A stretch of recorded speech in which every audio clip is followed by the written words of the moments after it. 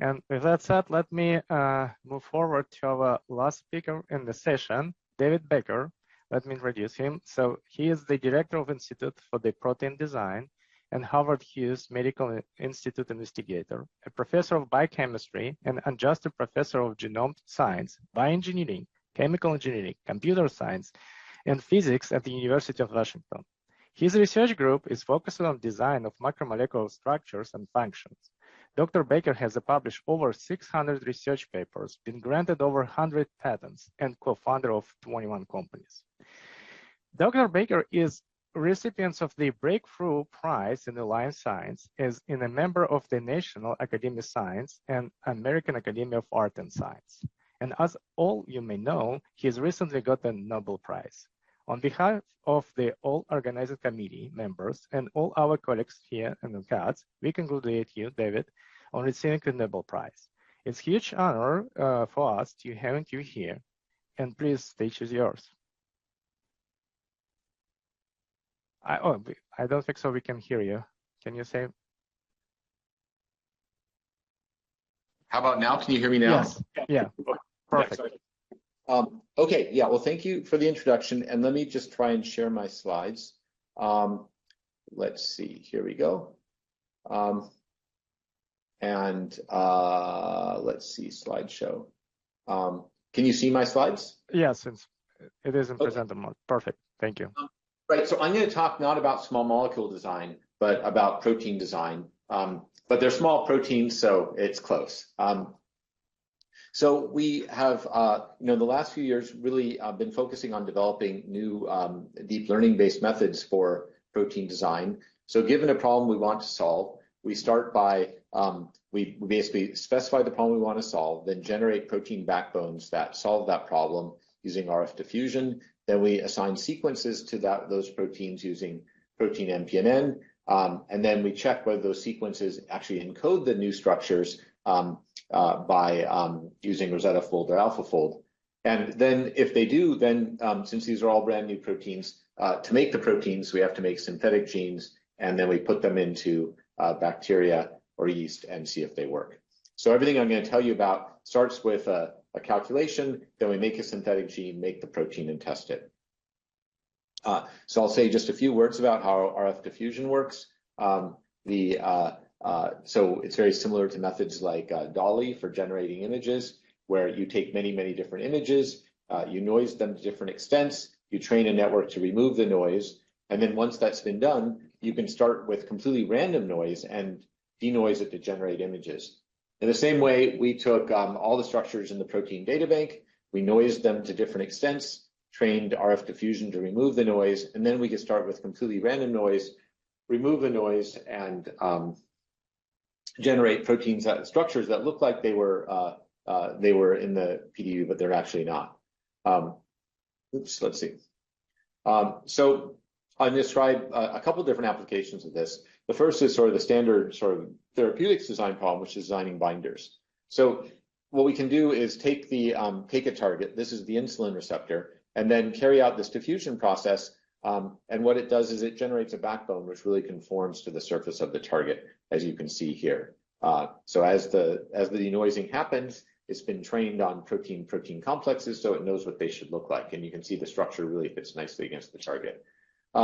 So this is applying this to the TNF receptor, a major drug target for inflammatory disease. And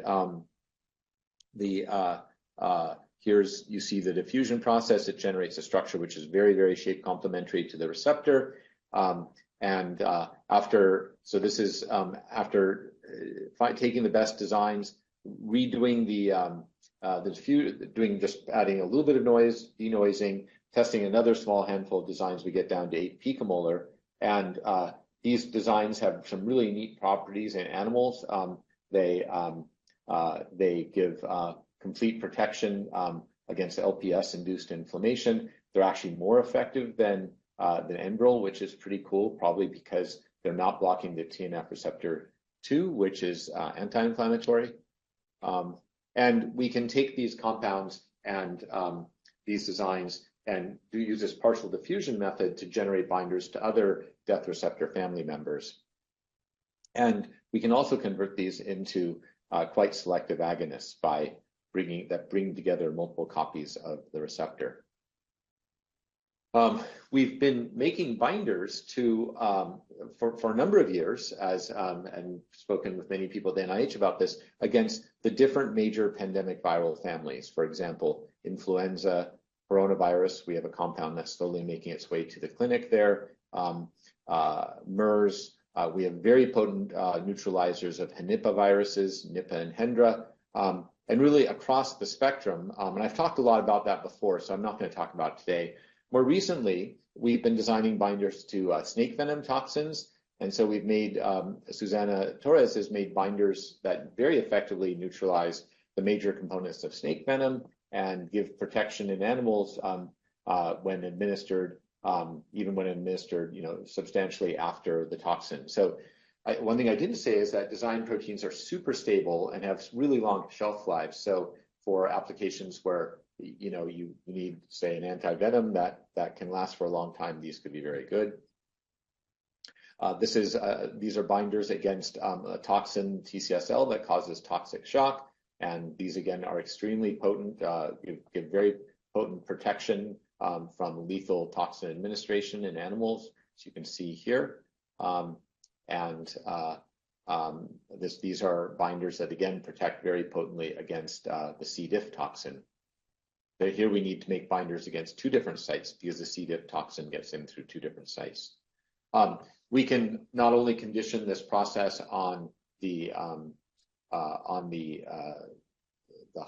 target, but also we can tell what type of fold we want it to make. So in this case, we can make it, we can specify an antibody or an antibody fold, and then what the diffusion process generates is an antibody structure. And here's a cryo-EM structure of a diffused antibody that bound to an antibody. And I should stress, this is not taking an already existing antibody antigen structure and redesigning it. This is building it completely from scratch. So this binding mode and the loops are completely new. It was just discovered by the diffusion stop part. And you can see there's a very close similarity between the structure and the diffused target.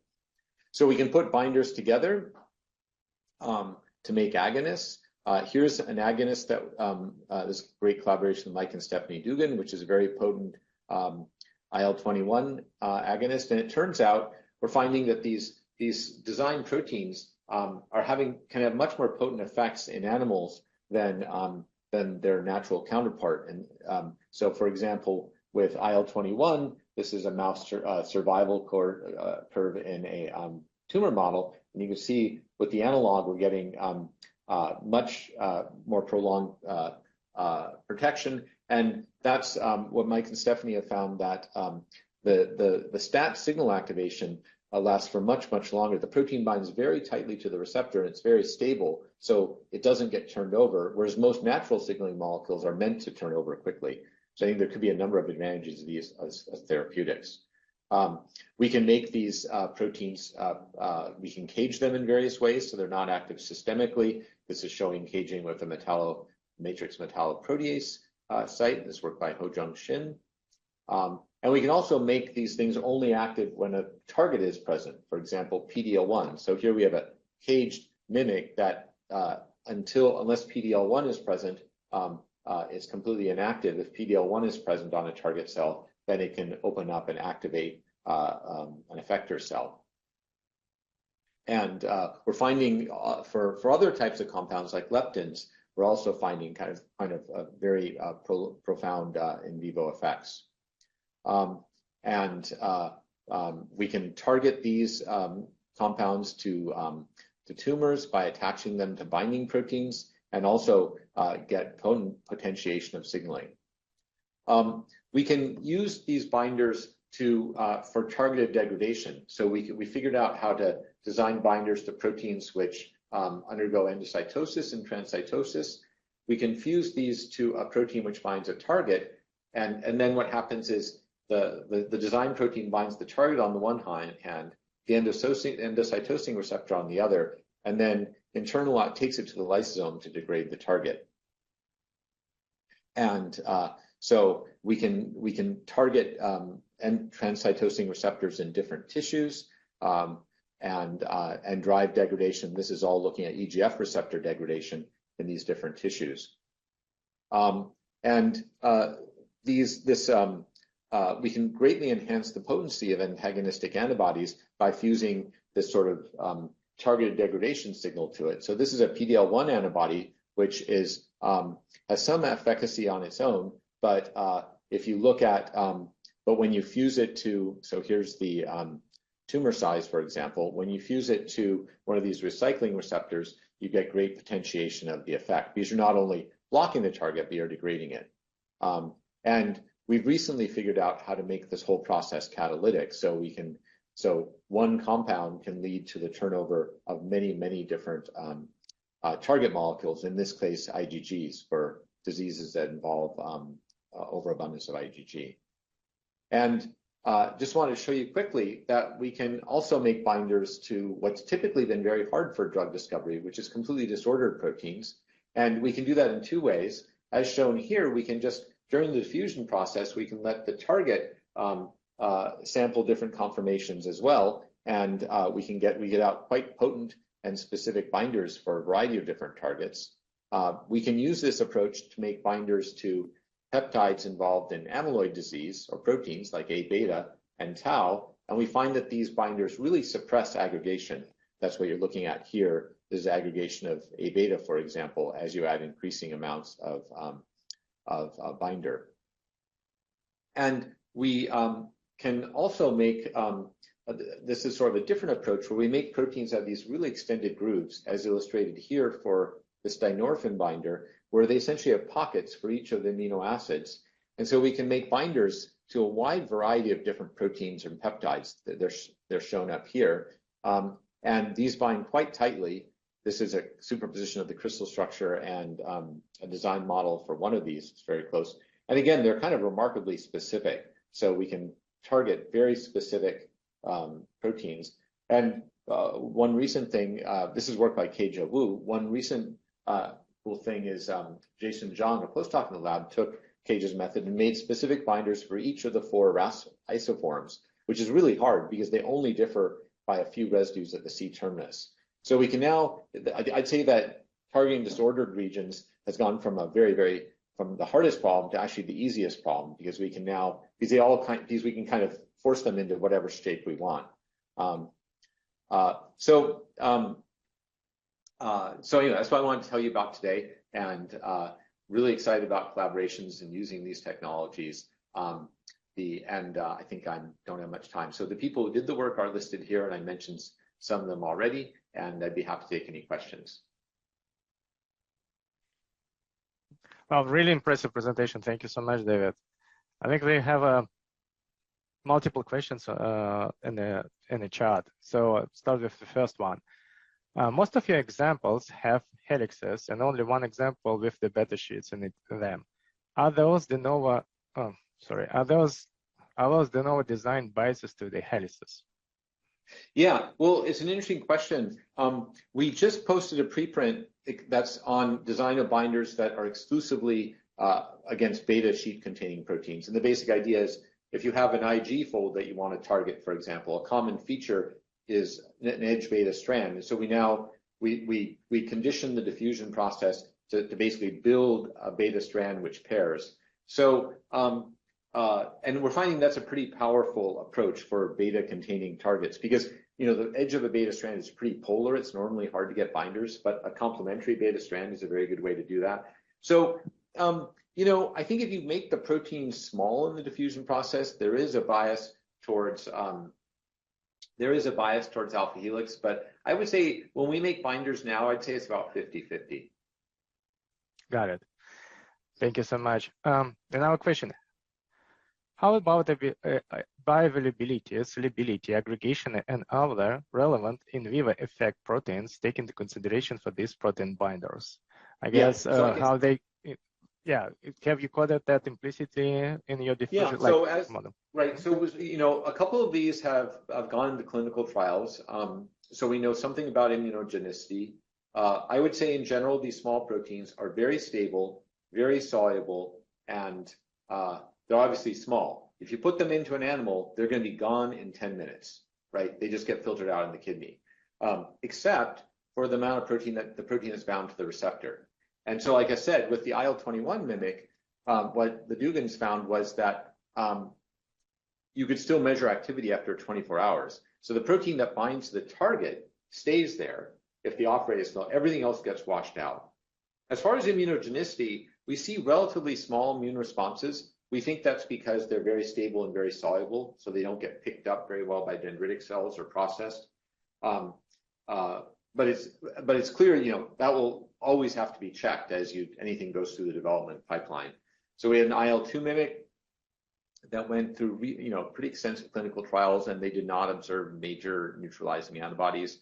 We're developing methods now for eliminating the eliminating T cell epitopes in the process, but so far it hasn't been a big issue. And aggregation just typically is not a problem for these proteins. Got it. Yeah, there is a two similar question regarding immunogenicity of these designer proteins, but I think you touched base on that as well. Do you have plans for using your generative models like diffusion in the field of synthetic biology? Yeah, well, we're doing quite a lot of that. And synthetic biology means a wide variety of things, but yeah, so I just focused on binder design and therapeutic for this talk. But for synthetic biology, we're making orthogonal receptor ligand pairs, for example, to allow orthogonal signaling. We're making new enzymes for new synthetic approaches. And I think basically, when I think about synthetic biology, I sort of think that's what we're doing. A lot of synthetic biology has been just mixing and matching parts that are already in nature, but I think the future of synthetic biology is really building everything from scratch to do exactly what you want. I see.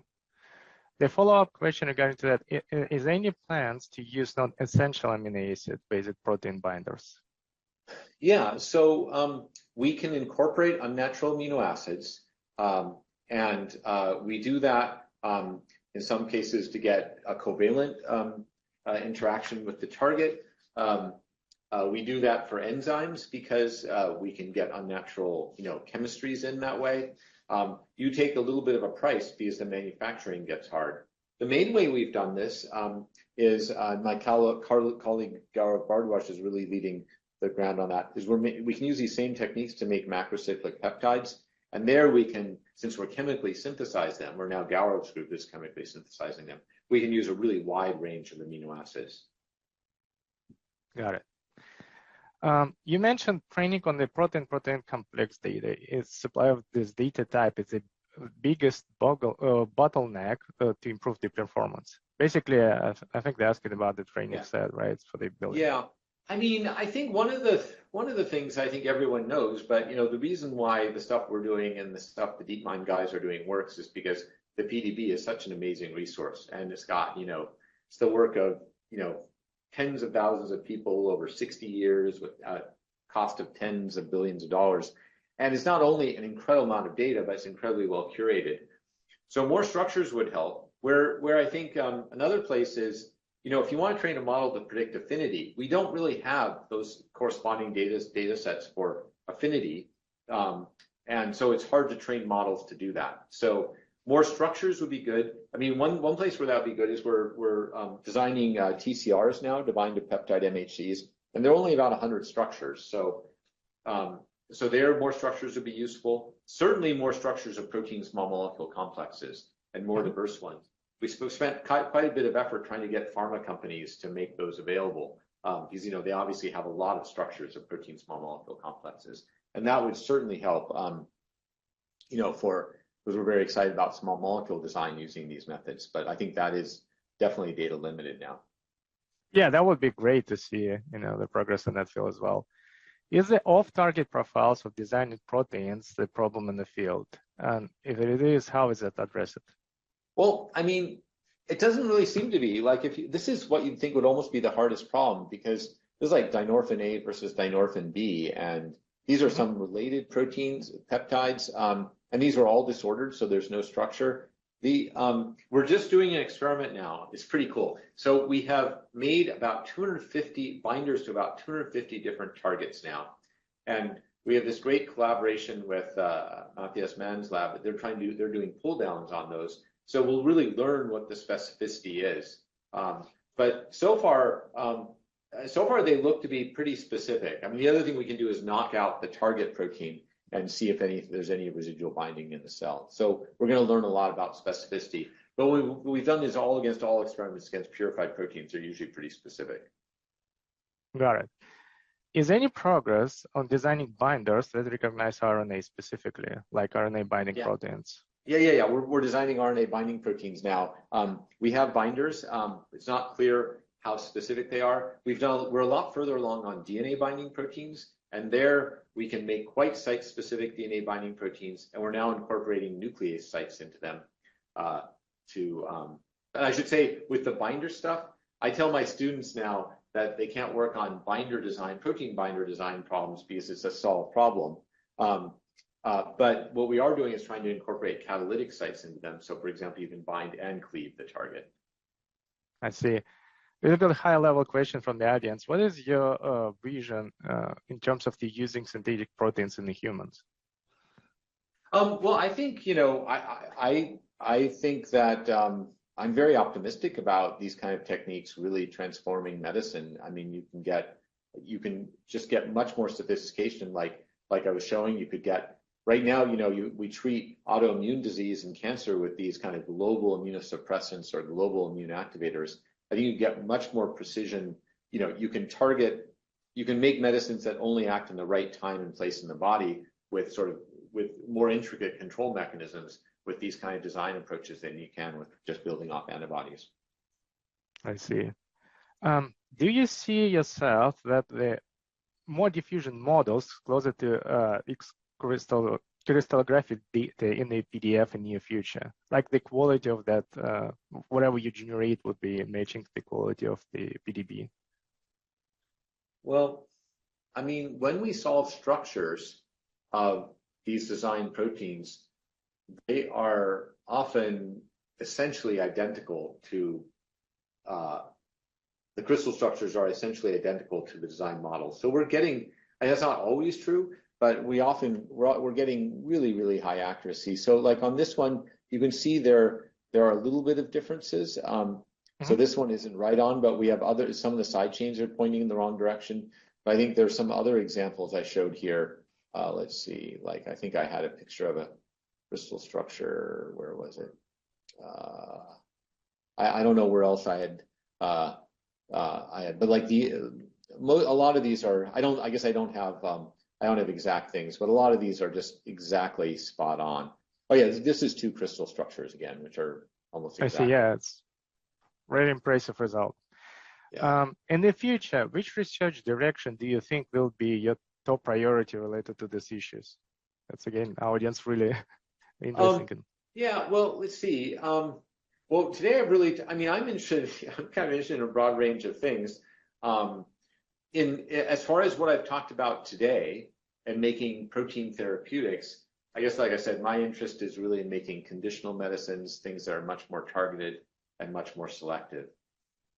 I'm also interested in, I told you about making site-specific proteases. I think if we could think about the cost and the load on the body of making therapeutic antagonistic antibodies. What if you make small proteins that just went in and destroyed the target for antivirals or against, tumor-promoting cell surface proteins? I think that's going to be a big thing. I'm very excited now about making molecular machines. So in our cells, we have molecular chaperones like HSP90, HSP70 that do all this quality control. There's nothing like that in circulation. But I think we can design proteins like that, machines like that can go around and actually clean things up. Got it. And I guess the last question we're going to take today, do you incorporate the dynamic nature of the proteins in your computational design process? For instance, crystallographic B factors of any other process of dynamics? Yeah, well, it's hard. I mean, there just isn't a lot of data on dynamics. I mean, you can do MD simulations, but in terms of actually training on dynamics data, there isn't really a lot of, the NMR data isn't really collected in a way you can train on. So I think there we are limited by by training data. I think particularly for things like enzymes, I didn't talk about very much about catalysis design, but understanding how things move is clearly important. Got it. Thank you so much, David, for your time today. It's a really great presentation and answer the question. Really appreciate. Okay. All right. Thanks. Yeah. Thank you so much.